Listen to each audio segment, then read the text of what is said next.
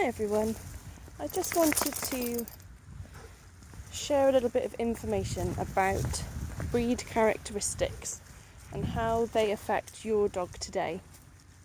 So I'm going to be using Max here, my lovely assistant, who is currently displaying some brilliant signs of his type, which is the hound type, and they've been bred to be more acutely aware of their surroundings.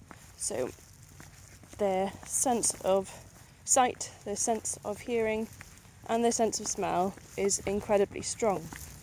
And this can come across as though these type of dogs are quite sensitive, and they can appear to be lacking in confidence, or they can be slightly more reactive to things that other dogs might not be worried about. Oh, there's a car coming, bear with me a second. Good boy. You're so clever. Well done. Good boy. Oh, there's a cute little ear flap then. So, there's two things that I would strongly recommend you do. The first thing is having a look at what your dog's breed is in terms of what they were originally bred to do, because that will give you a good idea of why their characteristics are the way they are. For example, if you think of a collie, they can react more so by staring, they can react more so by showing their teeth or snapping in the air to other breeds, and that is partly due to the fact that they were bred to nip at the heels of sheep. So they've got that instinct to use their mouth in that way, and so that comes across in our daily lives. We're not going that way, lovely, we're going this way.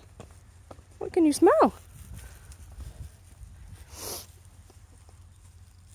So that comes across in our daily lives with how they respond to their environment. And obviously if they're a little bit unsure, then that might come across more often. Or if they're excited, they might start nipping at your heels. So being aware of why things happen can help you to understand your dog better, and means that you can pay attention to their subtle signs. So I'm currently videoing Max here because I wanted you to see how, at the moment, he's generally quite relaxed. He's doing quite a lot of sniffing, as a lot of dogs do, but in a very relaxed manner. Now, Max isn't very fond of dogs at the moment. Well, he's either not very fond of them or too fond of them, and he gets a little bit conflicted. So we're working on his reactivity, but we're coming along quite a quiet road at the moment, so he's quite calm, and it's nice for them to have a decent amount of time to be calm on their walks. But what you'll notice is there's a lot of looking around, and sometimes they might look around for things that we haven't even registered, or it might be that a car's passed and then maybe a minute later they've turned around just to check that that car still isn't there. But another thing is, especially with reactive dogs, they might start putting their nose to the floor a little bit more. Now, I'm not meaning like Max is doing right now, because he is quite calm. But if we were to be passing another dog, and that dog's gone by, and now we're walking on the path where that dog had been, then Max's alertness would get a lot more intense. There'd be more pulling, and he'd have his nose to the ground and he'd completely ignore everything else. So he's trying to be super aware to keep himself safe in that instance, or trying to find out more information because he's so excited about the other dog. So in order to sort of break that cycle, because their senses can be so overpowering, and extending the length of time that they're in that alert state isn't going to help with reactivity. So one way you can change that is, if you're in a safe place to do so, move the dog onto the other side of the road or the middle of the road if you're walking on a road. So you're basically not following that line of scent where the dog that they've passed is, and you'll soon notice a difference in how they're responding. They'll start to calm down. They'll be alert, but they won't be pulling and sniffing at the floor quite as intensely.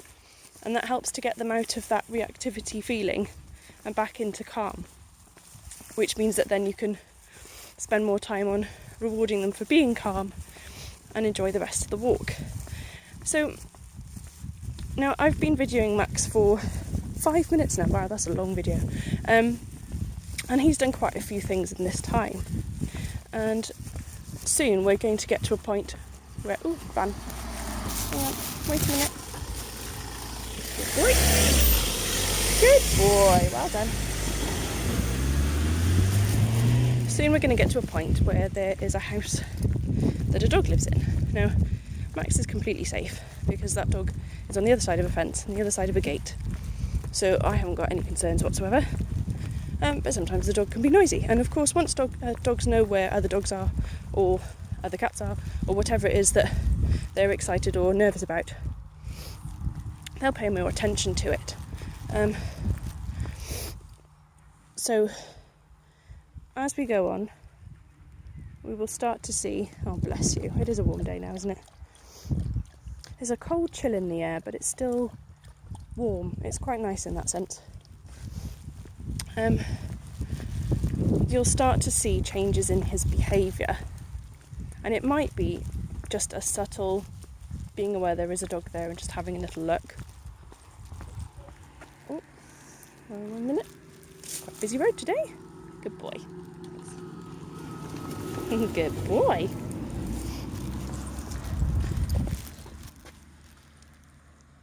I don't know where this water is coming from because it hasn't rained for ages. Good boy.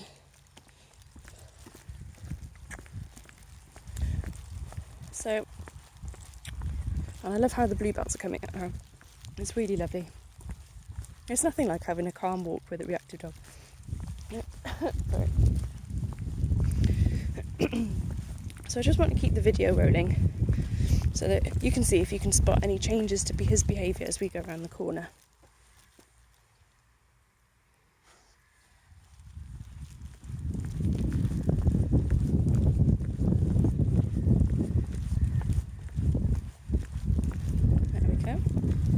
Started to pull a little bit more, still relatively calm, making sure he's got all the scent so he knows as much as he can.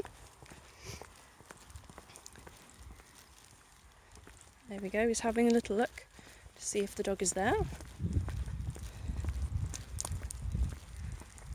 And another look, just keeping an eye but without being too much. There we go, there's the dog. Good boy. So reactive dogs, especially males, will often go to the loo and mark their scent once they see something that they're either too excited about or nervous about. So you saw that just then. I'm sure if you watch this video again, you'd see lots of other very small, subtle movements. Like his alert level has gone up, he's pulling a little bit more, and his stance is a little bit stronger while he's keeping aware of everything. So I'm going to leave that there now because we're going to cross a busy road and I want to pay attention to that. Hang on, Max. But I just wanted to give you an idea of what to look out for, but also to pay attention to your own dog's breed and what they were originally bred for and what that might mean for your dog's behaviour now. Sorry, train.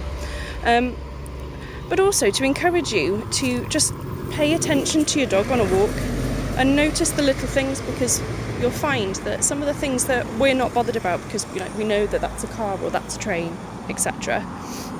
Dogs aren't as aware of what things are or where they're going or where they're coming from.